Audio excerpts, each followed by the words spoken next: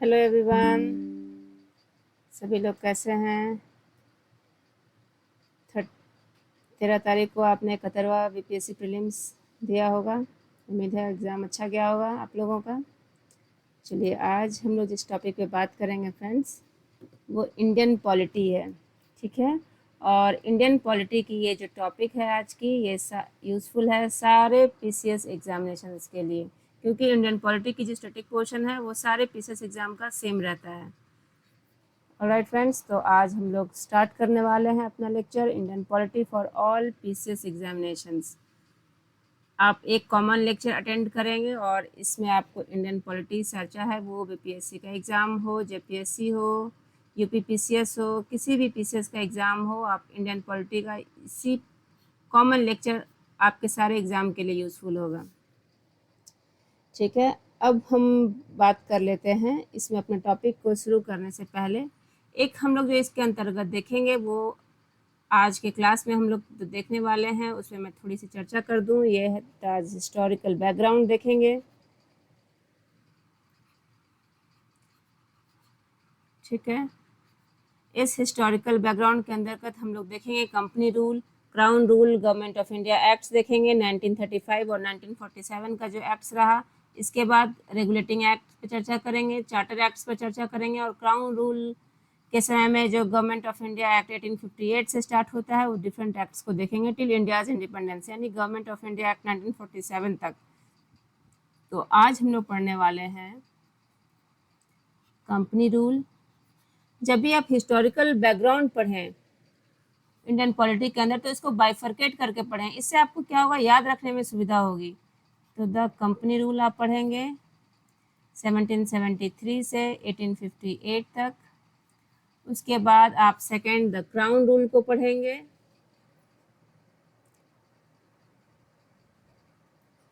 Crown rule पढ़ेंगे 1858 से लेकर 1947 तक। गवर्नमेंट ऑफ इंडिया एक्ट पढ़ेंगे 1935। ये सारे टॉपिक्स आज हम लोग कवर करेंगे इस लेक्चर में। इंडिया एक्ट 1935 और इंडियन इंडिपेंडेंस एक्ट या गवर्नमेंट ऑफ इंडिया एक्ट 1947 पढ़ेंगे फ्रेंड्स। ठीक है। इसके अंतर्गत हम लोग कई एक्ट्स पर डिस्कशन करेंगे। तो चलिए आज हिस्टोरिकल बैकग्राउंड से पढ़ते हैं। उसके बाद नेक्स्ट टॉपिक में हम लोग देखेंगे मेकिंग ऑफ कॉन्स्टिट्यूशन, कैसे कैसे इस बैकग्राउंड के कंटेक्स्ट में कॉन्स्टिट्यूशन का मेकिंग स्टार्ट हुआ। ठीक है। तो जब हम हिस्टोरिकल बैकग्राउंड की बात करते हैं तो दो फेजेज में इसको बांटा जाता है। आप इसको ध्यान से सुने, ये लेक्चर वेरी इंपॉर्टेंट है ऑल एग्जामिनेशंस के लिए। और इस जब आप बाइफरकेट करके चीज़ों को पढ़ते हैं तो आपको मेकिंग ऑफ कॉन्स्टिट्यूशन भी समझ में आती है और आगे की चीज़ें भी आप लंबे समय तक याद रख पाते हैं। देखिए हिस्टोरिकल बैकग्राउंड्स में हम लोग दो फेज देखते हैं फ्रेंड्स। ठीक है। एक जो फेज देखते हैं वो रहता है द कंपनी रूल का। आपको पता होता है बटल ऑफ प्लासी के बाद कैसे चीज़ें उनकी ब्रिटिश ईस्ट इंडिया कंपनी के हाथ में चली जाती हैं और कंपनी रूल की शुरुआत होती है उसके बाद। और जब द रिवोल्ट ऑफ 1857 होता है उसके बाद गवर्नमेंट ऑफ इंडिया एक्ट 1858 पास किया जाता है और वहाँ से हम लोग क्राउन रूल समझते हैं, है ना। मतलब ब्रिटिश पार्लियामेंट का डायरेक्ट हस्तक्षेप इंटरफेरेंस होता है टू गवर्न इंडिया। तो द कंपनी रूल की जब हम लोग बात करते हैं तो ये हमारा रेगुलेटिंग एक्ट 1773 से स्टार्ट होता है और ये चलता है 1858 तक। और जो हमारा क्राउन रूल है वो हमारा 1858 से टिल इंडिपेंडेंस 1947 तक चलता है। ठीक है। अब इन घटनाक्रमों को हम लोग पढ़ेंगे और उसके बाद समझेंगे कि मेकिंग ऑफ कॉन्स्टिट्यूशन में इन हिस्टोरिकल बैकग्राउंड्स का क्या महत्वपूर्ण योगदान रहा हमारे कॉन्स्टिट्यूशन के फ्रेमिंग में।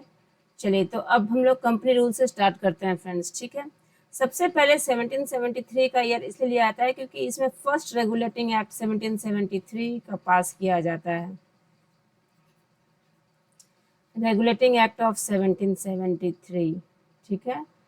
आपको पता होगा बैटल ऑफ प्लासी के बाद रॉबर्ट क्लाइव ने कैसे dual system of government impose कर दिया, तो दीवानी या निजामत राइट्स अपने हाथों में ले लिया था और बंगाल का, और उसे भारी तबाही मची थी हेवी टैक्सेस रेवेन्यू का लॉसेस होने लगा वहाँ के नवाब को।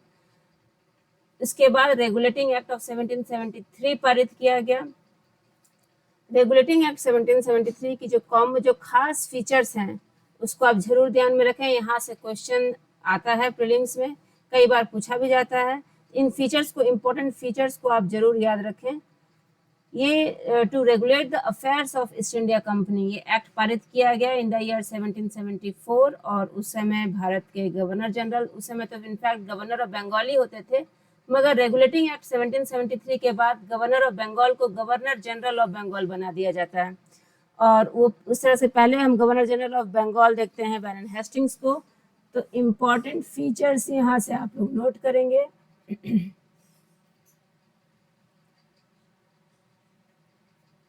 ठीक है, इस एक्ट के जरिए गवर्नर ऑफ बंगाल अब बन जाते हैं governor general of Bengal. Bengal एक इतना रिच प्रोविंस रहता है कि इसके अधीन जो दूसरे प्रोविंसेस के गवर्नर रहते हैं, यानी मद्रास के, बॉम्बे को, इनके अधीन कर दिया जाता है। Governor of Bengal became governor general of Bengal.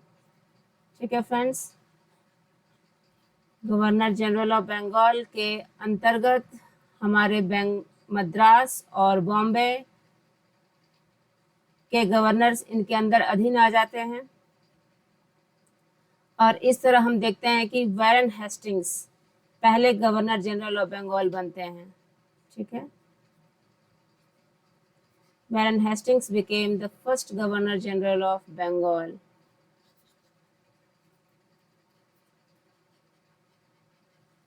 इसके बाद फ्रेंड्स कुछ important governor general of Bengal.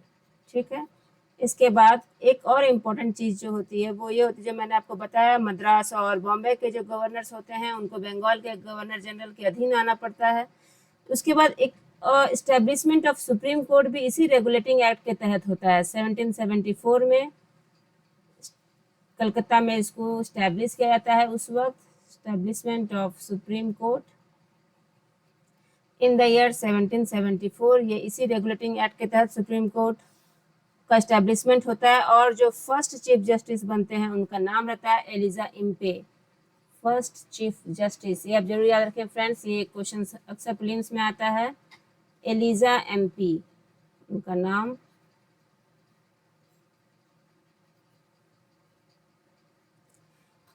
ठीक है, और 3 और अदर जजेस को भी अपॉइंट किया जाता है सुप्रीम कोर्ट में। इसके बाद हम देखते हैं कि इसमें जो सर्वेंट्स ऑफ द कंपनी को प्रोहिबिट किया जाता है किसी तरह का ब्राइब या प्रेजेंट लेने से। ये करप्शन को एक तरह से चेक करने के लिए भी रहता है। ईस्ट इंडिया कंपनी में जो व्यापक करप्शन रहती है उस वक्त में, उस के नाते ये नियम बनाया जाता है कि किसी भी कंपनी के ऑफिसर्स को प्रेजेंट या किसी तरह का ब्राइब एक्सेप्ट नहीं करना है। ब्रिटिश गवर्नमेंट के कंट्रोल को भी ये एक्ट स्ट्रेंथन करता है ओवर द कंपनी, जिसके तहत कोर्ट ऑफ डायरेक्टर्स को इस्टेब्लिश करने की बात की जाती है। तो मैं it strengthen the control of the British government, ठीक है, ओवर द कंपनी अफेयर्स, क्योंकि बहुत भारी करप्शन ईस्ट इंडिया कंपनी के अंदर देखने को मिलती है। मेरी राइटिंग उम्मीद है आप लोगों को समझ में आ रही होगी। It strengthen the court control of British government over the affairs of East India company. ठीक है फ्रेंड्स, इसके अंतर्गत एक चीज और हम देखते हैं, ओवर द ईस्ट, एक मिनट पहले मैं इसको ठीक कर लेती हूँ, ईस्ट इंडिया कंपनी।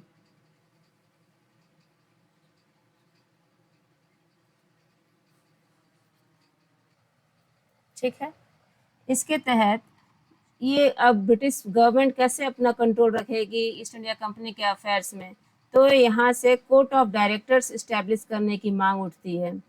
ठीक है, इस रेगुलेटिंग एक्ट के तहत ये प्रावधान दिया जाता है कि अब कोर्ट ऑफ डायरेक्टर्स को अपॉइंट किया जाएगा जो इनके अफेयर्स को वॉच करेंगे। ठीक है friends, revenue, civil and military affairs को ये देखेंगे, हैंडल करेंगे। और गवर्नर्स ऑफ बॉम्बे और मद्रास प्रेसिडेंसीज, मैंने बताया कि गवर्नर जनरल ऑफ बंगाल के अधीन ला दिए गए। तो ये इंपॉर्टेंट फीचर्स थे आपके रेगुलेटिंग एक्ट 1773 के। और ये एक्ट पारित ही किया गया था ताकि जो व्याप्त करप्शन था ईस्ट इंडिया कंपनी के अंदर और जो ऑफिसर्स जो अपनी मनमानी कर रहे थे उनको थोड़ा सा रेगुलेट किया जाए। चलिए, तो इस रेगुलेटिंग एक्ट के बाद जो नेक्स्ट इम्पोर्टेंट एक्ट पारित किया गया वो था Pitt's India act.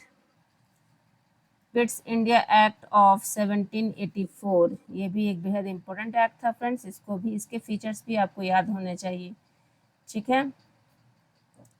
Pitt's India act ने कॉमर्शियल और पॉलिटिकल फंक्शंस को डिस्टिंग्विश किया, डिफ्रेंशिएट किया। तो number 1, it distinguished the political and commercial functions of the company.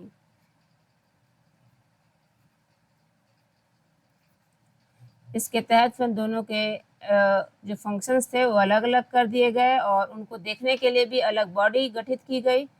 Political and commercial functions of the company, आप जरूर याद रखें कि इन दोनों फंक्शंस को अलग अलग करने, ईस्ट इंडिया कंपनी की इन एक्टिविटीज़ को अलग अलग करने का श्रेय पिट्स इंडिया एक्ट 1784 को जाता है। ठीक है। और उसके तहत इन फंक्शंस को एडमिनिस्टर करने के लिए अलग अलग कंपनीज गठित होती है फ्रेंड, अलग अलग बॉडी गठित होती है, और वो रहता है, जैसे अगर पॉलिटिकल फंक्शंस है, जैसे पॉलिटिकल फंक्शंस को देखने के लिए बोर्ड ऑफ कंट्रोल का गठन करना, कंपनी के पॉलिटिकल फंक्शंस को देखने के लिए बोर्ड ऑफ कंट्रोल का गठन करना, और कॉमर्शियल फंक्शंस को देखने के लिए कोर्ट ऑफ डायरेक्टर्स का गठन करना। ये आप जरूर याद रखेंगे, कोर्ट ऑफ डायरेक्टर्स। इस तरह से इनके जो डुअल फंक्शंस थे, मैं इसको काट के यहाँ लिखती हूँ, कोर्ट ऑफ डायरेक्टर्स का गठन करना, ये दो बॉडी थी जो इनके अलग अलग एक्टिविटीज़ को एडमिनिस्टर करेगी। इसके तहत फ्रेंड्स, इसके तहत हम देखेंगे कि जो पॉलिटिकल और कॉमर्शियल फंक्शंस को देखने के लिए अलग अलग बॉडीज का गठन होता है। यहाँ से हम देखते हैं कि एक डबल गवर्नमेंट की भी शुरुआत होती है। ठीक है।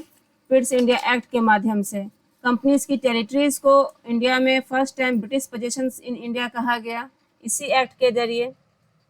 Number 3 point, very important point, the companies territories in India को पहली बार ब्रिटिश पोजेशंस इन इंडिया कहा गया।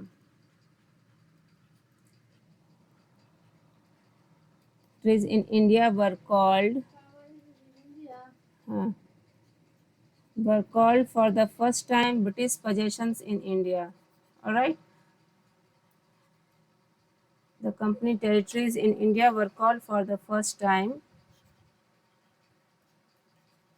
British possessions in India. Very important point, ये अक्सर पीटी का क्वेश्चन रहता है जो पूछा जाता है, पहली बार ब्रिटिश पोजेशंस ये किस एक्ट के थ्रू कहा गया। तो आपको याद रहना चाहिए कि ये आपको पिट्स इंडिया एक्ट 1784 के तहत कहा गया। ठीक है। इसके बाद फ्रेंड्स चार्टर एक्ट्स हम देखते हैं। ऐसे तो 4 चार्टर एक्ट्स पारित किए गए थे जो मैं यहाँ पे लिखती हूँ। चार्टर एक्ट ऑफ 1793, उसके बाद charter act of 1813, charter act of 1833 और चार्टर एक्ट ऑफ 1853। तो 4 चार्टर एक्ट्स थे, आपको याद रखना होगा। 4 इम्पोर्टेंट चार्टर एक्ट्स पारित किए गए। चार्टर एक्ट ऑफ 1853, ये 4 इम्पोर्टेंट चार्टर एक्ट्स पारित होते हैं पिट्स इंडिया एक्ट के बाद। चलिए अब हम डिस्कस करते हैं charter act of 1793। In 4 charter और इन चारों के फीचर्स आपको जरूर याद रखना है फ्रेंड्स, ये क्वेश्चंस आते हैं यहाँ से। ठीक है। चार्टर एक्ट ऑफ 1793 जो पारित किया गया था, वो इसने ओवरराइडिंग पावर्स दिए गवर्नर जनरल को, यानी लॉर्ड कॉर्नवालिस को, ओवर हिज काउंसिल। ठीक है। तो इसमें बहुत ज़्यादा डिस्कशन जैसा कुछ नहीं है चार्टर एक्ट ऑफ 1793 में। आपको कुछ कुछ जो इम्पोर्टेंट पॉइंट्स याद रखना है, वो आपको याद रखना है कि इसने कुछ ओवरराइडिंग पावर्स दिए गवर्नर जनरल को। ठीक है।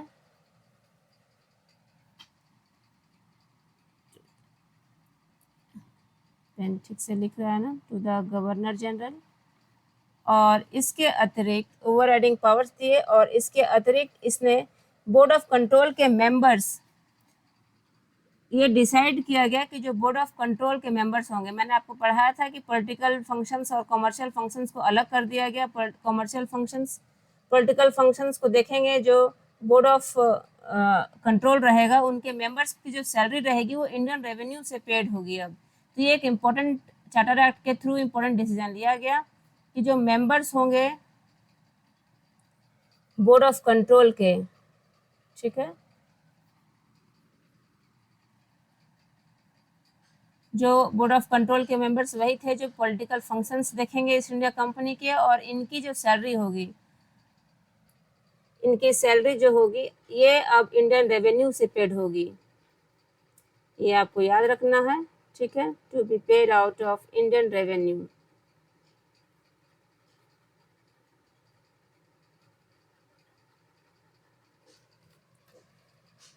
चार्टर एक्ट 1793 का कोई बहुत खास और इम्पोर्टेंट फीचर्स नहीं है, ये दो इम्पोर्टेंट फीचर्स हैं जो आपको याद रखने हैं। उसके बाद का जो एक्ट है चार्टर एक्ट ऑफ 1813, ये बहुत इंपॉर्टेंट एक्ट है फ्रेंड्स, इसको आपको एकदम अच्छे से इसके फीचर्स को याद रखना है, ठीक है, क्योंकि इसमें ट्रेड मोनोपोली को लेकर, इसमें एजुकेशन को लेकर, क्रिश्चियन मिशनरीज को लेकर, काफ़ी चीज़ों को लेकर इसमें बात हुई। और एक चीज़ और ध्यान रखेंगे, हर एक चार्टर में ईस्ट इंडिया कंपनी की जो ट्रेड एक्टिविटीज़ थी उसको मान्यता, मैंने उसको परमिशन और 20-20 साल का दिया गया, ठीक है। तो ये 1793 के बाद देखिए 20 ईयर्स के बाद, आफ्टर 20 ईयर्स ये चार्टर एक्ट ऑफ 1813 लाया गया। फिर फर्दर 20 ईयर्स के बाद 1833 में हम देखते हैं, फिर फर्दर 20 ईयर्स के बाद 1853 में हम देखते हैं। तो चार्टर एक्ट ऑफ 1813 जो लाया गया उसके मैं इंपॉर्टेंट फीचर्स डिस्कस कर रही हूँ, ये वेरी इंपॉर्टेंट एक्ट है और आपको इसके इंपॉर्टेंट फीचर्स आप जरूर याद रखेंगे। डायरेक्ट प्रीलिम्स का क्वेश्चन इस एक्ट से पूछा जाता है। चार्टर एक्ट ऑफ 1813 की जो प्रमुख बातें थी, इसने ट्रेड मोनोपोली को खत्म कर दिया गया, मतलब ब्रिटेन के अंदर जो ईस्ट इंडिया कंपनी को ट्रेडिंग राइट्स के लिए परमिशन दिया गया था कि वो भारत के साथ व्यापार कर सकती है, और इस तरह का मोनोपोली था जो उसके साथ वो खत्म कर दिया गया। मतलब अब और भी कोई चाहे ब्रिटेन से कोई भी चाहे तो भारत के साथ व्यापार कर सकता है। तो आप एक चीज को याद रखेंगे कि it ended the trade monopoly of East India company. Britain की और कोई कंपनी अगर चाहे तो भारत के साथ व्यापार कर सकती है। इस तरह से इसने जो ट्रेड मोनोपोली थी ईस्ट इंडिया कंपनी की वो खत्म कर दिया, trade monopoly of East India company. लेकिन दो चीजों का ट्रेड अभी भी इसने बाकी रखा फ्रेंड्स, ठीक है, और वो दो चीज थे, except the trade with China and tea का जो उनका ट्रेड था, except the trade with China, जिसको उन्होंने जारी रखा, जो अगले एक्ट में जिसको खत्म करते हैं, एंड ट्रेड विथ टी, ठीक है। तो ये इनकी ट्रेडिंग एक्टिविटीज अभी भी इन्हीं की मोनोपोली रहती है, चाइनीज ट्रेड में और चाय के ट्रेड में। बाकी जो इनकी मोनोपोली रहती है वो खत्म कर दी जाती है 1813 के एक्ट में। सेकंड जो बात होती है, इसने कंपनीज को रूल को फर्दर एक्सटेंड किया था 20 ईयर्स के लिए। ये तो हर चार्टर एक्ट के थ्रू आप देख रहे हैं कि होता है, आपको ये ध्यान में रखना भी चाहिए। सेकंड, इसने क्रिश्चियन मिशनरीज को भी परमिशन दिया, ग्रांट किया कि आप भारत में जाओ और क्रिश्चियनिटी का प्रचार प्रसार करो, क्रिश्चियन लोगों को कन्वर्ट करो, उनको क्रिश्चियन धर्म में शामिल करो। इस तरह क्रिश्चियनिटी का प्रचार प्रसार क्रिश्चियन मिशनरीज भारी तादाद में 1813 एक्ट के बाद से देखने को मिलते हैं। Christian missionaries for the propagation of Christianity in India, ठीक है, इनको परमिशन दे दिया जाता है। इसके बाद फ्रेंड्स यहाँ पे एजुकेशन के लिए भी प्रावधान किया जाता है for the first time, that too, ठीक है। क्रिश्चियनिटी इन इंडिया 1 लाख रुपए एजुकेशन के लिए, इंडियन एजुकेशन के लिए खर्च करने की यहाँ बात आती है, ठीक है। तो याद रखेंगे प्रोविजन ऑफ 1 लाख रुपीज़, जो एक ख्याल उनको कभी नहीं आता है, वो अचानक 1813 के एक्ट चार्टर एक्ट पास करते समय उनको आता है कि भारत के एजुकेशन के लिए भी कुछ खर्च करना चाहिए। तो सो उन्होंने 1 लाख रुपए का प्रोविजन किया, provision of 1 lakh to be spent on education in India. कहीं से शुरुआत तो करी, वो शुरुआत 1813 के एक्ट से किया गया, ठीक। और कंपनीज रूल को 20 ईयर्स के लिए एक्सटेंड किया गया, ब्रिटिश क्राउन की सोवरेंटी को एक्सेप्ट किया गया। ये इसके अदर फीचर्स हैं जो आपको याद रखने चाहिए, accepted the sovereignty of British crown,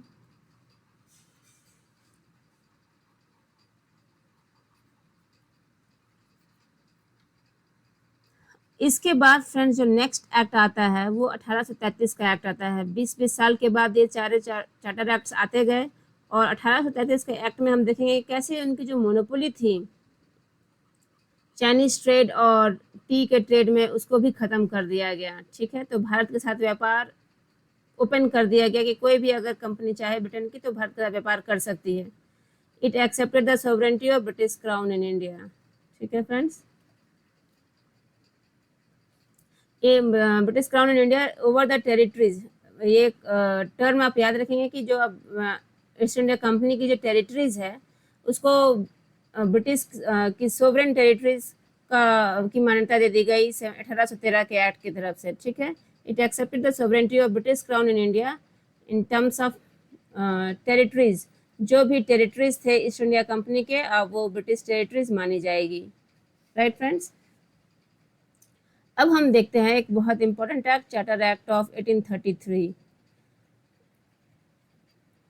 इसके ठीक 20 साल बाद चार्टर एक्ट ऑफ 1813 पारित किया गया और इस एक्ट ने सिर्फ ट्रेड मोनोपोली सारी चीज़ों में ख़त्म कर दिया। ठीक है, इसने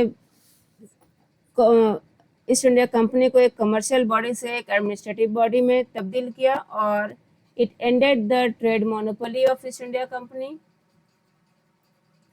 जो दो चीज़ों में थी अब उनको भी ख़त्म कर दिया गया।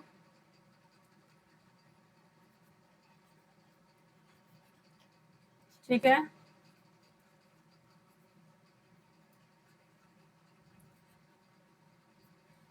Even in Chinese trade and T. ठीक है फ्रेंड्स, अब पूरी तरह से ईस्ट इंडिया कंपनी की मोनोपोली इसने ख़त्म कर दी। इस एक्ट के जरिए और एक इम्पोर्टेंट चीज़ हुआ जो आपको याद रखना चाहिए। अब जो गवर्नर जनरल ऑफ बंगाल थे, रेगुलेटिंग एक्ट से गवर्नर ऑफ बंगाल को गवर्नर जनरल ऑफ बंगाल बनाया गया था और 1833 के एक्ट से गवर्नर जनरल ऑफ बंगाल से अब ये बन जाते हैं governor general of India. Governor general of Bengal became the governor general of India, ये आपको याद रखना है। और इस तरह से पहले गवर्नर जनरल जो भारत के बनते हैं वो बनते हैं विलियम बेंटिक। ठीक है, Lord William Bentinck became the first governor general of India. वो इसी एक्ट के थ्रू उनको first governor general of India का पोजीशन मिलता है, लॉर्ड विलियम बेंटिक, जो कि उस समय गवर्नर जनरल थे बंगाल के और वो भारत के गवर्नर जनरल बनते हैं। Bentinck became the first Governor General of India.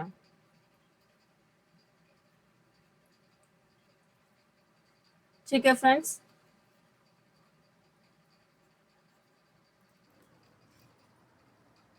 इसके तहत जब 1833 के एक्ट के बाद हम एक चीज़ और देखते हैं कि इसमें एक तो फोर्थ मेंबर भी ऐड किया जाता है। Next important point, Indian law, जब गवर्नर जनरल बॉम्बे और गवर्नर जनरल बंगाल के गवर्नर जनरल ऑफ इंडिया बनाए जाते हैं तो बॉम्बे और मद्रास के गवर्नर्स उनके अधीन आ जाते हैं और गवर्नर जनरल ऑफ इंडिया की पोस्ट को और एम्पावर कर दिया जाता है। इसके बाद इंडियन लॉ कमीशन का भी फॉर्मेशन देखने को मिलता है, इंडियन लॉ कमीशन। ठीक है, इंडियन लॉ कमीशन का फॉर्मेशन होता है इन द ईयर 1834, जो कि सारे इंडियन लॉज को कोडिफाई करने का इनका काम होता है। Was establish to codify all Indian laws, very important point. और लॉर्ड मैकॉले इसके चेयरमैन होते हैं, कोडिफाई ऑल इंडियन लॉज। ठीक है फ्रेंड्स, वेरी इंपॉर्टेंट पॉइंट है ये, इसको आप ज़रूर याद रखें। और इस तरह से हम देखते हैं कि इस कमीशन के हेड होते हैं लॉर्ड मैकॉले। ठीक, अब इसके बाद जो चार्टर एक्ट आती है वो भी बहुत इम्पोर्टेंट है, चार्टर एक्ट ऑफ 1853। इस चार्टर एक्ट में हम देखते हैं कि कैसे ओपन कॉम्पिटिशन्स की बात होती है और ये चार्टर एक्ट ऑफ 1853 में मैकॉले कमेटी का गठन होता है इंडियन सिविल सर्विसेज के लिए और लॉ मेंबर को as a fourth member appoint किया जाता है। तो चार्टर एक्ट ऑफ 1853 के कुछ इंपॉर्टेंट फीचर्स में अगर हम बात करें तो वो इंपॉर्टेंट फीचर्स उसके हैं कि इसने लेजिस्लेटिव एंड एग्जीक्यूटिव फंक्शंस जो गवर्नर जनरल काउंसिल के थे उस पर फर्स्ट टाइम इसको सेपरेट किया। ठीक है फ्रेंड्स, तो आप ऐसे याद रखें कि इसने सेपरेट किया लेजिस्लेटिव और एग्जीक्यूटिव फंक्शंस को। गवर्नर जनरल के काउंसिल का जो ये दोनों फंक्शंस था उसको फर्स्ट टाइम सेपरेट किया गया चार्टर एक्ट 1853 के तहत। ठीक है, इसके बाद इसने ओपन सिविल सर्विसेज को भी इंट्रोड्यूस किया यानी open competition for civil services, ये भी इंट्रोड्यूस इसी एक्ट के थ्रू किया गया, open competition for civil services, जिसमें अब इंडियंस की भी भागीदारी सुनिश्चित की गई। ठीक है, और इसके बाद इसने मकाउले कमेटी का भी गठन किया इंडियन सिविल सर्विसेज के अपॉइंटमेंट्स को देखने के लिए। आप इसको भी जरूर याद रखें, मकाउले की कमेटी का गठन इसी चार्टर एक्ट के थ्रू किया गया। मकाउले कमेटी वाज अपॉइंटेड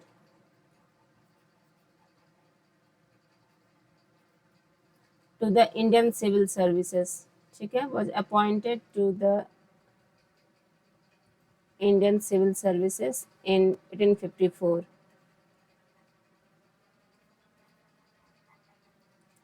इसके बाद फ्रेंड्स एक लॉ मेंबर को भी इंक्लूड किया गया जो कि फोर्थ मेंबर होंगे। लॉ मेंबर को भी इंक्लूड किया गया और उनको वोटिंग का राइट्स दिया गया। एज फोर्थ मेंबर इंक्लूड किया जाता है इनको गवर्नर जनरल के एग्जीक्यूटिव काउंसिल में, और इनको वोटिंग का भी राइट दिया गया। ये कुछ इंपॉर्टेंट प्रावधान थे आपके 1853 एक्ट से जो आपको याद रखना चाहिए। इंपॉर्टेंट फीचर्स, इससे डायरेक्ट क्वेश्चंस आते हैं फ्रेंड। अब हम बात करते हैं 1853 के चार्टर एक्ट के बाद एक जो बड़ा रिवोल्ट भारत में देखने को मिलता है, रिवोल्ट ऑफ 1857। 1857 की क्रांति ऐसी होती है कि ये ब्रिटिश पार्लियामेंट को भी हिला कर रख देती है। तो जब ब्रिटिश पार्लियामेंट को ये पता चलता है कि किस तरह से law and order, corruption, exploitation का खेल भारत में बड़े पैमाने पे ईस्ट इंडिया कंपनी के द्वारा किया जा रहा है, तो ब्रिटिश पार्लियामेंट ने रिवोल्ट ऑफ 1857 के बाद जो एक्ट पारित किया उसको act of good governance in India भी कहते हैं। ऐसे इसको कहते हैं गवर्नमेंट ऑफ इंडिया एक्ट 1858। ठीक है, और इस एक्ट को उन्होंने governance of act of good governance in India के नाम से भी ये पॉपुलर है, act of good governance in India, जिसमें ये प्रॉमिस की गई कि अब कुछ भी फर्दर अनेक्सेशन इंडियन टेरिटरीज की नहीं होगी। इंडियन के लोकल रूलर्स के जो पर्सनल अफेयर्स हैं, पर्सनल मैटर्स हैं, उन पे इंटरफेयर नहीं किया जाएगा ब्रिटिशर्स के द्वारा। ज़बरदस्ती उनकी टेरिटरीज को अनेक्स नहीं किया जाएगा। और जो रिक्रूटमेंट का जो प्रोसेस है उसको भी थोड़ा सा फ्लेक्सिबल किया गया। जो और यूरोपियंस और इंडियंस का जो रेशियो था उनके ट्रूप्स में, कंपनीज के ट्रूप्स में, उसमें यूरोपियंस की संख्या को बढ़ाई जाती है बाद में।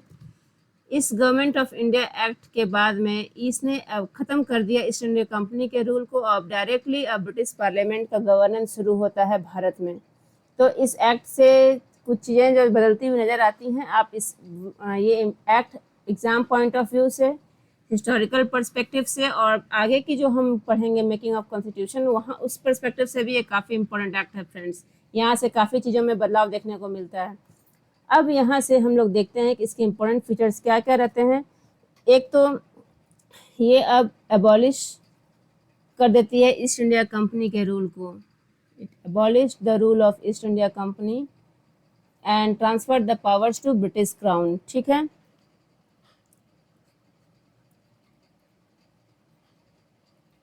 ईस्ट इंडिया कंपनी की जो मनमानियाँ चलती हैं उसको ये ख़त्म करती हैं और अब ट्रांसफर पावर हो जाता है ब्रिटिश क्राउन।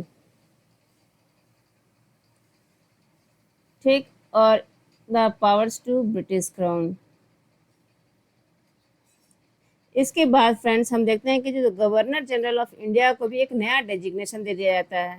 अभी तक हमने 3 ट्रांसफॉर्मेशन देखा। पहले तो गवर्नर ऑफ बंगाल को गवर्नर जनरल ऑफ बंगाल किया गया बाय रेगुलेटिंग एक्ट ऑफ 1773। उसके बाद गवर्नर जनरल ऑफ बंगाल को गवर्नर जनरल ऑफ इंडिया किया गया बाय चार्टर एक्ट ऑफ 1833। अब जो गवर्नर जनरल ऑफ इंडिया थे उनको वॉइसरॉय की उपाधि दी गई। ठीक है फ्रेंड्स, अब यहाँ से 1858 से governor general of India became the viceroy of India. और आप बता सकते हैं पहले वॉइसरॉय इस एक्ट के थ्रू कौन बने? Became the viceroy of India. जी हाँ, वो थे लॉर्ड कैनिंग। हम लोग इस तरह देखते हैं कि लॉर्ड कैनिंग जो उस समय गवर्नर जनरल थे इंडिया के, वो बनते हैं वॉइसरॉय ऑफ इंडिया। ओके, आपको लॉर्ड कैनिंग से कनेक्ट रिवोल्ट ऑफ 1857 से भी कनेक्ट करना चाहिए, वैसे भी आप याद रख सकते हैं। और पहले वॉइसरॉय बने भारत के लॉर्ड कैनिंग, आप ऐसे भी याद रख सकते हैं। इसके बाद हम देखते हैं कुछ इंपॉर्टेंट चीज़ें जो इसमें बदलाव लेकर आई। इसने बोर्ड ऑफ कंट्रोल और कोर्ट ऑफ डायरेक्टर्स को भी अबॉलिश कर दिया। ठीक है, आपने देखा कि पिट्स इंडिया एक्ट के जरिए जो बोर्ड ऑफ कंट्रोल और कोर्ट ऑफ डायरेक्टर्स जो मैंने आपको पढ़ाया कि इन दो बॉडीज का गठन किया गया। कोर्ट ऑफ डायरेक्टर्स कंपनी के कॉमर्शियल फंक्शंस देखने के लिए और board of control political functions देखने के लिए। अब इस एक्ट ने एबॉलिश कर दिया इन दोनों बॉडी को। ठीक है, क्योंकि ब्रिटिश पार्लियामेंट को भी ऐसा लगता था कि ये कोर्ट ऑफ डायरेक्टर्स और बोर्ड ऑफ कंट्रोल ये करप्शन को रोक नहीं पा रहे हैं जो ईस्ट इंडिया कंपनी में बढ़ती जा रही है। तो फाइनली इनको एबॉलिश कर दिया जाता है, इन दोनों बॉडीज को। Abolish the board of control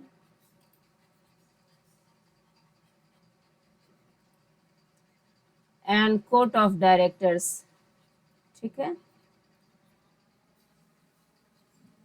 इन दोनों बॉडीज को खत्म कर दिया जाता है और इस तरह से जो डबल गवर्नमेंट जो पिट्स इंडिया एक्ट के समय में स्टैब्लिश होता है वो यहाँ गवर्नमेंट ऑफ इंडिया एक्ट 1858 के माध्यम से खत्म कर दिया जाता है। एक चीज और देखेंगे फ्रेंड्स यहाँ पे कि यहाँ पे सेक्रेटरी ऑफ स्टेट अपॉइंट कर दिए जाते हैं जो ब्रिटिश कैबिनेट का ही एक मेंबर होता है और वो वाइसरॉय को हेल्प असिस्ट करता है उनकी डे टू डे फंक्शनिंग में। It appointed secretary of state for India. ठीक है,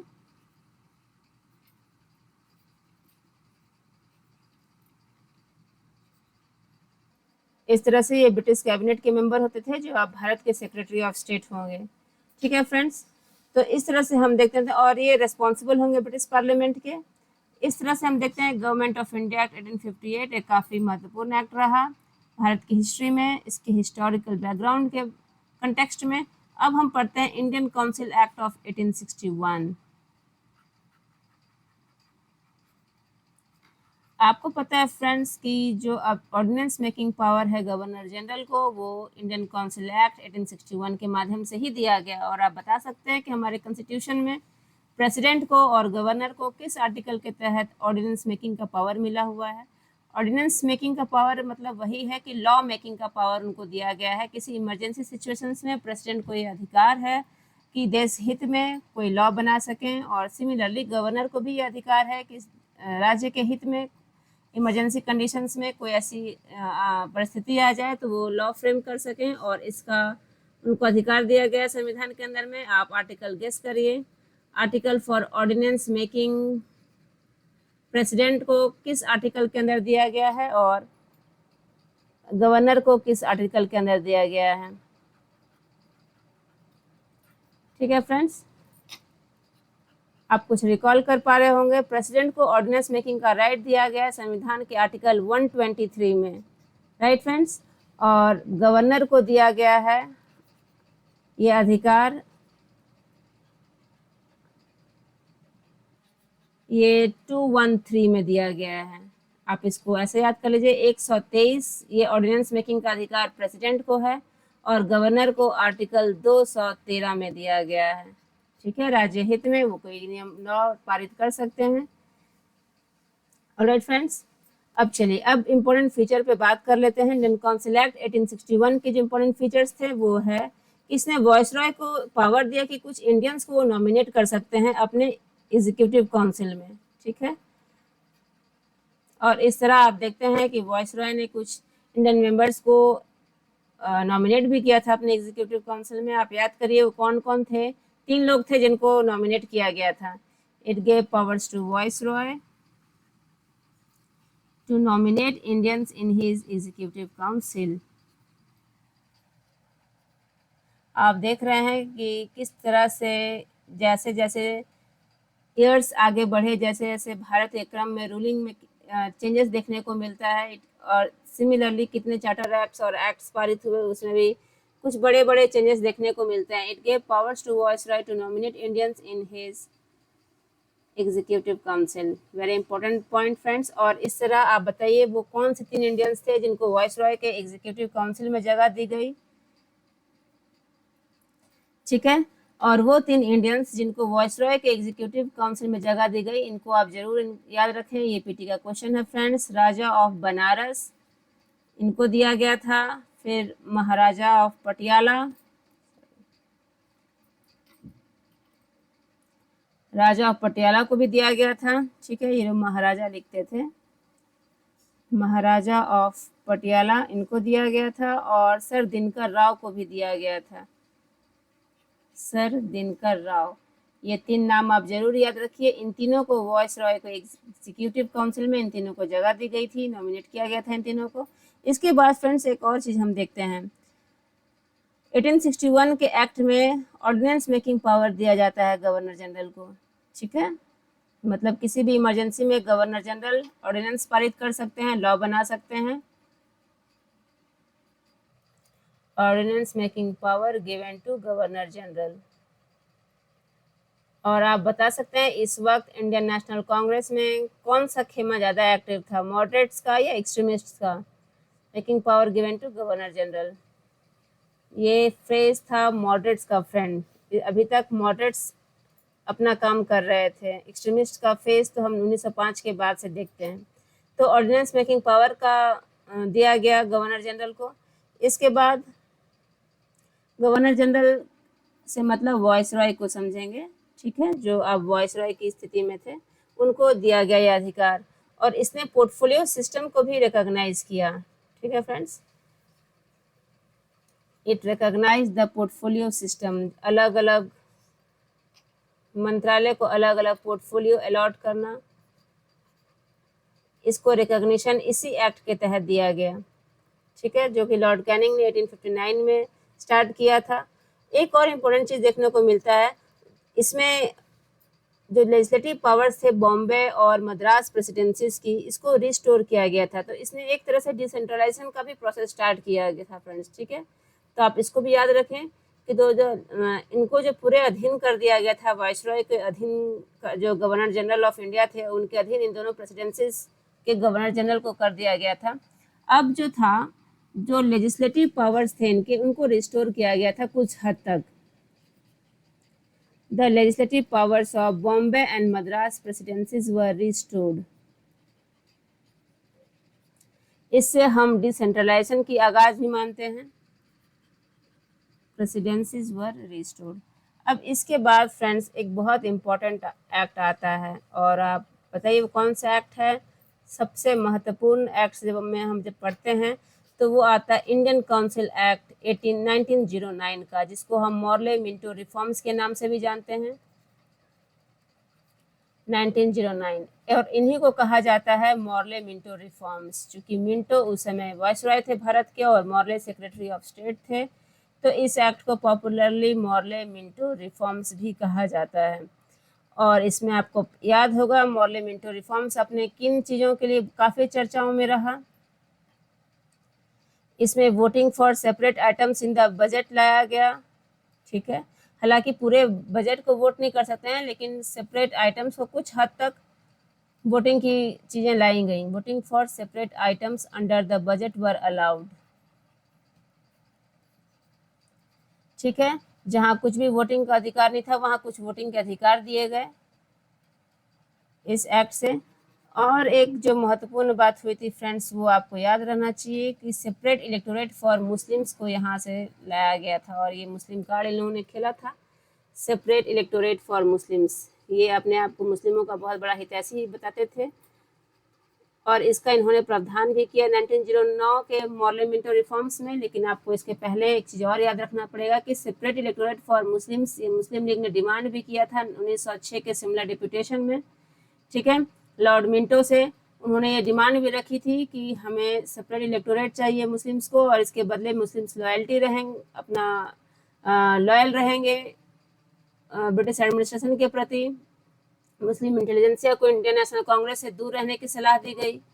तो ये उनकी डिमांड थी मुस्लिम लीग की 1906 में लॉर्ड मिंटो से, जिसको सिमिलर डेपुटेशन के अंतर्गत भी हम पढ़ते हैं हिस्ट्री में, ठीक है। और ये चीज़ें उनकी कितनी जल्दी देखिए मान ली जाती हैं।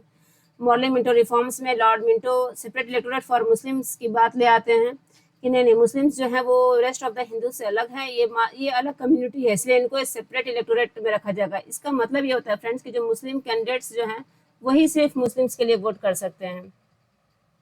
यानी मुस्लिम पीपल जो हैं, मुस्लिम पॉपुलेशन में जो मुस्लिम पॉपुलेशन होगी वही सिर्फ अपने मुस्लिम कैंडिडेट्स के लिए वोट करेगी, ठीक है। तो ये सेपरेट इलेक्टोरेट्स का कॉन्सेप्ट यहाँ पर लेकर आता, जो बाद में और वाइडन होता चला जाता है आगे के एक्ट्स में हम देखते हैं। इसी का एक बहुत विकराल रूप 1919 के एक्ट में भी देखने को मिलता है। इवन फिर डिप्रेस्ड क्लासेस को भी इसमें शामिल कर लिया जाता है। तो ये अभी सेपरेट इलेक्टोरेट फॉर मुस्लिम्स मान लेते हैं मुस्लिम लीग की डिमांड को। और इसी तरह हम देखते हैं कि लॉर्ड मिंटो को फादर ऑफ कम्युनल इलेक्टोरेट भी बोलते हैं,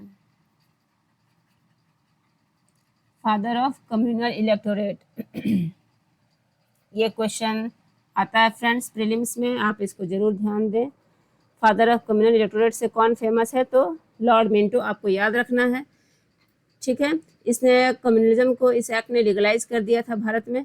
उसके बाद इंडियंस को अलाउड कर दिया गया था वॉइस रॉय के एग्जीक्यूटिव काउंसिल में, ठीक है। Indians were allowed in the executive council of the voice Roy. और आप बताइए पहले कौन इंडियन थे जो वॉइस रॉय के एग्जीक्यूटिव काउंसिल में जिनको एंट्री मिली, were allowed in the executive council of viceroy. कई बार आप लोगों ने पढ़ा होगा। और वो पहले थे सत्येंद्र प्रसाद सिन्हा, ठीक है फ्रेंड्स। सत्येंद्र प्रसाद सिन्हा वो पहले इंडियन थे जिन्होंने वॉइस रॉय के एग्जीक्यूटिव काउंसिल में जगह पाई थी, ठीक। तो एक महत्वपूर्ण बदलाव यहाँ से देखने को मिलता है। अब इसके बाद जो एक्ट आता है वो है गवर्नमेंट ऑफ इंडिया एक्ट 1919, ठीक है। और इसको मॉन्टेग्यू चेम्सफोर्ड रिफॉर्म्स भी कहते हैं, ठीक है। लॉर्ड चेम्सफोर्ड उस समय भारत के वॉइस रॉय थे, इसलिए इनको इनके नाम से भी जाना जाता है। और Montagu secretary of state for India थे,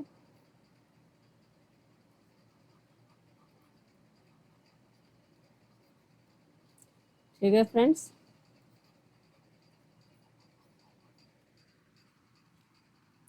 यहाँ से आप याद रखेंगे। अब इस 1919 के एक्ट में जो सेपरेट इलेक्टोरेट्स की बात थी मुस्लिम्स के लिए, इसको और एक्सटेंड किया जाता है इसके स्कोप को। अब उस सेपरेट इलेक्टोरेट्स में सिर्फ मुस्लिम्स नहीं रह जाते हैं, सिख्स रहते हैं, इंडियन क्रिश्चियंस रहते हैं, एंग्लो यूरोपियंस रहते हैं, यूरोपियंस रहते हैं। अब वो बहुत बड़ा पैमाने पे अब उस कार्ड को खेला जाता है, ठीक है। इसमें देखिए 1919 एक्ट की जो कुछ प्रमुख बातें जो मैं यहाँ पे डिस्कस करती हूँ। एक तो बहुत इंपॉर्टेंट चीज़ कि डायरकी इंट्रोड्यूस की जाती है फ्रेंड्स प्रोविंसेस में, ठीक है। डायरकी से मतलब है डुअल एडमिनिस्ट्रेशन इंट्रोड्यूस किया जाता है प्रोविंसेस में। और इस डुअल एडमिनिस्ट्रेशन का मतलब होता है कि जो सब्जेक्ट्स, जो प्रोविंशियल सब्जेक्ट्स थे, उनको दो पार्ट में डिवाइड किया जाता है, ट्रांसफर्ड और रिजर्व्ड सब्जेक्ट्स में, ठीक है। ट्रांसफर्ड सब्जेक्ट्स में और रिजर्व्ड सब्जेक्ट्स में, और इन दोनों को अलग अलग तरीके से एडमिनिस्टर किया जाता है। इसको कहते हैं डायरकी, ठीक है। जो ट्रांसफर्ड सब्जेक्ट्स हैं उसको गवर्नर जनरल एडमिनिस्टर करेंगे with the help of his executive council, ठीक है। और जो रिजर्व सब्जेक्ट्स हैं उसको भी गवर्नर जनरल एडमिनिस्टर करेंगे with the help of his executive council, लेकिन दोनों में कुछ बारीकी फर्क रहेगा, ठीक है। एक जो बॉडी रहेगी वो लेजिस्लेटिव काउंसिल के प्रति रिस्पॉन्सिबल रहेगी, और एक जो बॉडी रहेगी वो रिस्पॉन्सिबल नहीं रहेगी। जैसे कि रिजर्व्ड सब्जेक्ट्स में अगर हम बात करें तो इसको गवर्नर जनरल एडमिनिस्टर करेंगे। मेरी राइटिंग फ्रेंड्स आपको समझ में आ रही होगी, मुझे उम्मीद है। गवर्नर जनरल इसको एडमिनिस्टर करेंगे with the help of his executive council, ठीक है। और ये लेजिस्लेटिव काउंसिल के प्रति रिस्पॉन्सिबल नहीं रहेंगे। हेल्प ऑफिस, एग्जीक्यूटिव काउंसिल, ठीक है। और इसको भी इन सब्जेक्ट्स को भी, ट्रांसफर्ड सब्जेक्ट्स को भी गवर्नर जनरल ही एडमिनिस्टर करेंगे with the help of his executive council, लेकिन ये रेस्पॉन्सिबल रहेंगे टुवर्ड्स द लेजिस्लेटिव काउंसिल, ठीक है। इनकी जवाबदेही रहेगी, तो आप इसको ऐसे याद रखें, ठीक है फ्रेंड्स। इसके बाद जब प्रोविंसेस में ये डायरेक्टली इंट्रोड्यूस कर देते हैं, तो सेकेंड चीज़ और जो देखने को मिलता है सबसे फर्स्ट टाइम की जो इंडियन लेजिस्लेटिव काउंसिल रहती है उसको रिप्लेस किया जाता है बाई कैमरल लेजिस्लेचर से। इंडियन लेजिस्लेटिव काउंसिल को फर्स्ट टाइम जो बाई कैमरल लेजिस्लेचर देखने को मिलता है उसकी शुरुआत गवर्नमेंट ऑफ इंडिया एक्ट 1919 से है, ये आप जरूर याद रखिए। ये अब तब्दील हो जाता है बाई कैमरल लेजिस्लेचर में, ठीक है फ्रेंड्स। बाई कैमरल लेजिस्लेचर का मतलब है कि दो हाउसेस अब होंगे, दो एडमिनिस्ट्रेटिव बॉडी होगी, बाई कैमरल लेजिस्लेचर में ये तब्दील कर दिया जाता है, ठीक है। और सबसे ऊपर एक दो हाउसेस में जो बाई कैमरल लेजिस्लेचर की फंक्शनिंग में देखने को मिलता है upper house and lower house. जो आज का हम देखते हैं, हमारा अपर हाउस है राज्यसभा और हमारा लोअर हाउस है लोकसभा। तो ये बाई कैमरल लेजिस्लेचर की शुरुआत गवर्नमेंट ऑफ इंडिया एक्ट 1919 से है, ठीक। उसके बाद जो और कुछ महत्वपूर्ण बातें हैं, इसमें 3 आउट ऑफ जो 6 मेंबर्स हैं वॉइस रॉय के एग्जीक्यूटिव काउंसिल में वो इंडियंस होंगे। 3 out of 6 members in viceroy executive council में वो अब इंडियंस होंगे, ठीक है friends. Executive council to be Indians, ये आप जरूर याद रखें। जो सेपरेट इलेक्टोरेट्स की बात थी वो उसको अब फर्दर एक्सटेंड किया जाता है, ये वेरी इंपॉर्टेंट पॉइंट है। देखिए सेपरेट इलेक्टोरेट्स का मुद्दा कैसे बढ़ता जा रहा है अलग अलग एक्ट के साथ। अब इसमें पहले तो मुस्लिम्स थे, अब इसमें मुस्लिम्स भी हैं, इसमें सिख्स भी हैं, इसमें इंडियन क्रिश्चियंस भी हैं, उन्होंने सब लोगों को इंक्लूड कर लिया था, ठीक है। मतलब हिंदू एक अलग मास है और बाकी सब लोग सेपरेट हैं, उस कम्युनिटी का हिस्सा नहीं है। तो अब उसमें कौन कौन आ गए? तो मुस्लिम्स आ गए, सिख्स आ गए, इंडियन क्रिश्चियंस आ गए, एंग्लो यूरोपियंस आ गए, यूरोपियंस आ गए, ठीक है। ये सारा सेपरेट इलेक्टोरेट्स में इनको लाया गया, ठीक। उसके बाद प्रोविंशियल बजट को सेपरेट किया गया सेंट्रल बजट से, ये भी एक इम्पॉर्टेंट पॉइंट है, आप याद रखेंगे इसको कि इन प्रोविंशियल बजट और जब प्रोविंसेस में डायरेक्टली ला दी गई तो प्रोविंशियल बजट और सेंट्रल बजट भी अलग अलग कर दिया गया, ठीक है फ्रेंड्स। तो ये कुछ इंपॉर्टेंट फीचर्स है गवर्नमेंट ऑफ इंडिया एक्ट 1919 के बारे में। अब हम डिस्कस करेंगे government of India act 1935। Government of India act 1935, इसके बहुत important feature government of India act के ये हैं फ्रेंड्स कि इसने ऑल इंडिया फेडरेशन प्रपोज किया, मगर ये बात अलग है कि वो कभी मटेरियलाइज नहीं हो पाया।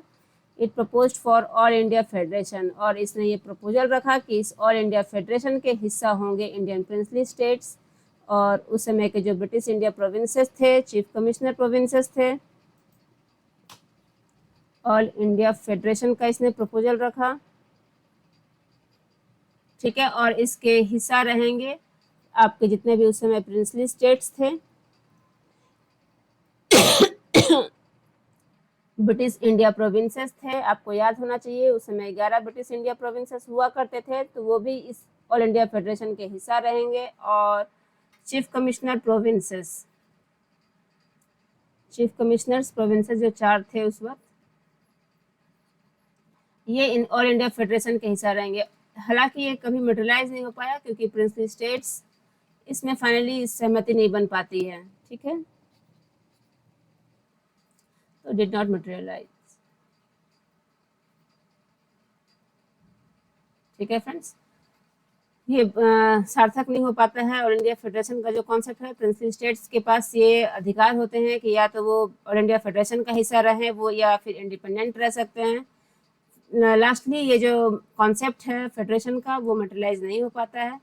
सेकेंड, और गवर्नमेंट ऑफ इंडिया एक्ट की महत्वपूर्ण बात ये थी कि इसने जो 11 हमारे प्रोविंसेस थे, आउट ऑफ 11 प्रोविंसेस उस वक्त जो थे, इसमें 6 प्रोविंसेस में इसने बाई कैमरल लेजिस्लेचर लाया था।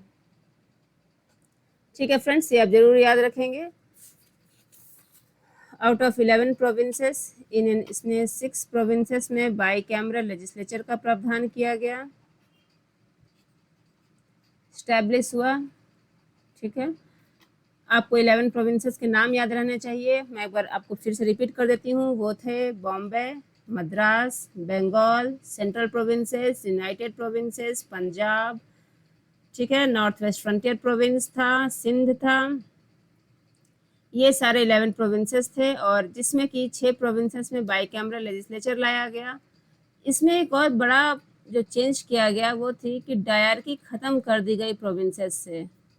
डायरकी एबॉलिश फ्रॉम प्रोविंसेस, जो मैंने आपको बताया था कि डायरकी के अंतर्गत जो प्रोविंशियल सब्जेक्ट्स थे उनको 2 भागों में बांटा गया था, transferred subjects and reserved subjects. तो लेकिन गवर्नमेंट ऑफ इंडिया 1935 के जरिए डायरकी को एबॉलिश कर दिया गया प्रोविंसेस में, और इसको इम्पोज कर दिया गया सेंट्रल लेजिस्लेचर में। ठीक है friends, dyarchy abolish in provinces and imposed over central legislature। ठीक है, ये एक इम्पोर्टेंट प्रोविंशियल ऑटोनॉमी दिया गया इस एक्ट के थ्रू। प्रोविंशियल ऑटोनॉमी जो एक बड़ा मुद्दा था, ये इस गवर्नमेंट ऑफ इंडिया एक्ट के थ्रू दिया गया। और हमें ये पता होना चाहिए कि जो अब हमारा जो कॉन्स्टिट्यूशन है इसमें से काफ़ी सारे फीचर्स हम गवर्नमेंट ऑफ इंडिया एक्ट से लिए हैं। ठीक है, तो और इसका नेक्स्ट फीचर है कि जो इसने अब पावर्स को 3 कैटेगरी में डिवाइड किया था, और वो 3 कैटेगरी थी federal powers divided into 3 lists. आप ऐसे इसको याद रखेंगे, इनटू 3 लिस्ट्स। ठीक है फ्रेंड्स, ऐसा लिखेंगे और ऐसे समझेंगे कि ताकि चीज़ें आपको याद रहे एग्जाम में। इतना नहीं लिख लेंगे कि फिर बाकी आप याद ही नहीं रख पाएँ। तो इजी लैंग्वेज में और इजी पॉइंट्स बना के आप नोट करेंगे।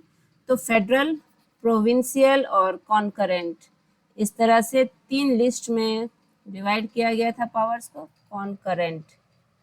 ठीक है, फेडरल लेवल पे, प्रोविंशियल लेवल और कॉन्करेंट पे, दोनों फेडरल और प्रोविंशियल लेवल दोनों पे, दोनों को अधिकार था उस पर लॉ बनाने का।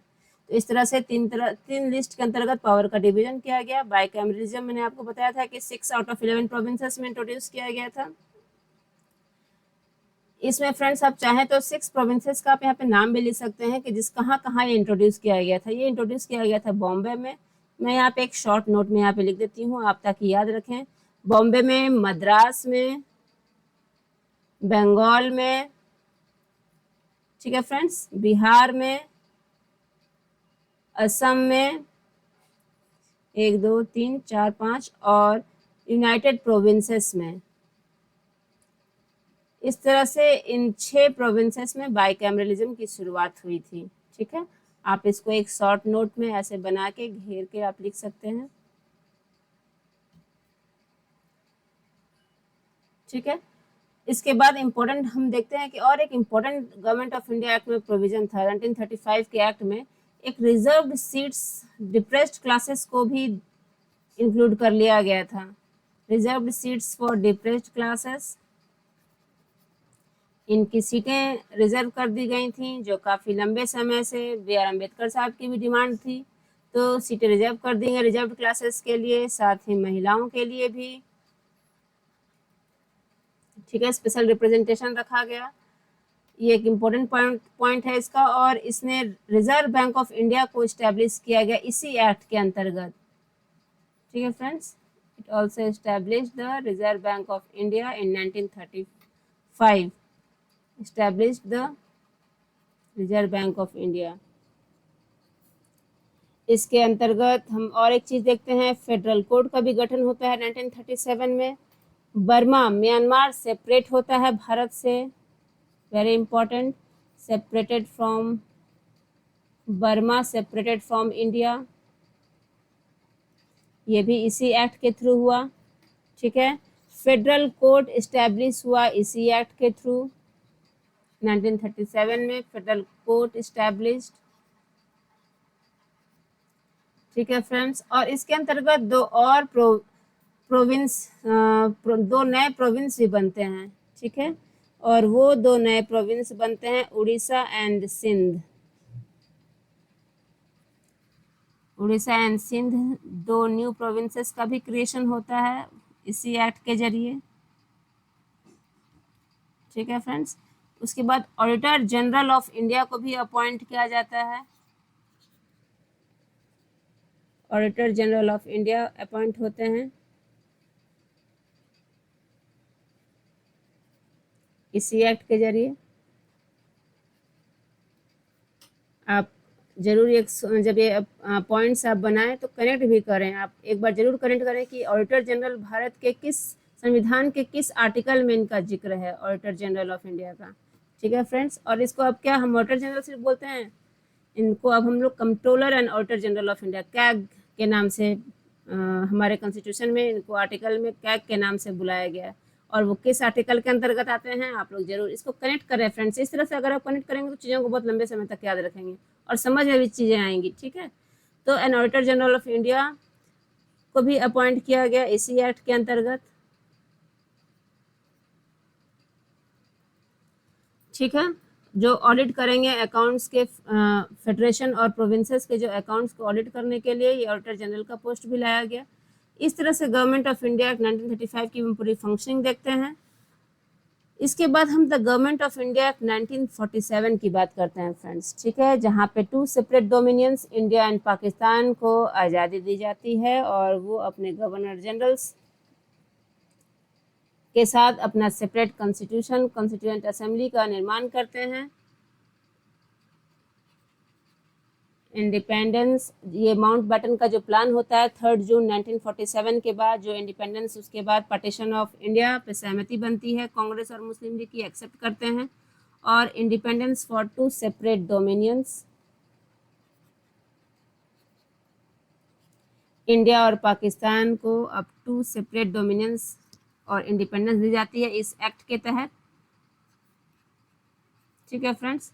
और इस एक्ट के तहत ये भी प्रावधान किया जाता है कि इन दोनों की इच्छा होगी ब्रिटिश कॉमनवेल्थ का ये सदस्य रहना चाहेंगे तो रहेंगे, वरना आप उसे बाहर भी आ सकते हैं। और इस तरह से फर्स्ट गवर्नर जनरल पाकिस्तान के होते हैं मोहम्मद अली जिन्ना और भारत के lord Mountbatten new independent dominion of India के गवर्नर जनरल होते हैं। Governor general of independent India lord Mountbatten ही कंटिन्यू करते हैं। ठीक है। ट्रांसफर ऑफ पावर्स होता है कॉन्स्टिट्यूएंट असेंबली को, ये पावर्स होता है दोनों डोमिनियंस के कि अपने कॉन्स्टिट्यूशन का निर्माण करे। इस तरह से हम देखते हैं टू सेपरेट डोमिनियंस का फॉर्मेशन और इसके बाद से हम पढ़ते हैं मेकिंग ऑफ कॉन्स्टिट्यूशन। ठीक है फ्रेंड्स। वॉइस रॉय ऑफिस जो वॉइस रॉय की ऑफिस को एबॉलिश कर दिया जाता है और उसके जगह पे ये गवर्नर जनरल की ऑफिस फंक्शनिंग में आती है। जैसे हम देखते हैं कि मोहम्मद अली जिन्ना और lord Mountbatten two separate dominions के गवर्नर जनरल होते हैं। इसके बाद हम पढ़ते हैं मेकिंग ऑफ कॉन्स्टिट्यूशन।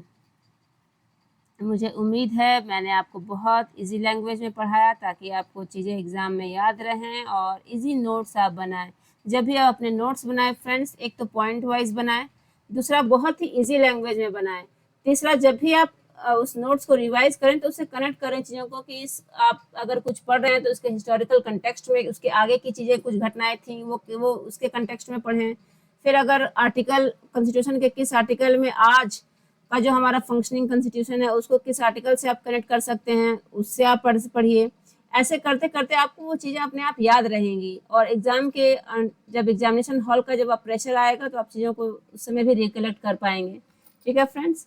तो हम लोग अब नेक्स्ट क्लास में मिलते हैं। मुझे उम्मीद है आपको ये लेक्चर पसंद आएगी, समझ में आएगी। सबसे पहले तो मेरी कोशिश है कि इजी लैंग्वेज में मैं कैसे आपको इंडियन पॉलिटी पढ़ाऊँ जो आपको याद रहे लंबे समय तक और इंटरेस्टिंग बना रहे ये सब्जेक्ट। वैसे ये सब्जेक्ट बेहद इंटरेस्टिंग है फ्रेंड्स। इंडियन पॉलिटी की आगे की जर्नी हम लोगों की बहुत अच्छी रहेगी और आगे जो हम लोग पढ़ेंगे इसमें और भी काफ़ी चीज़ें हम लोग पढ़ेंगे इंडियन पॉलिटी में making of constitution. Next lecture में हम लोग मिलेंगे। Good bye everyone, take care, keep learning. हम लोग फिर मिलेंगे नेक्स्ट लेक्चर में। Till then take care, bye bye everyone.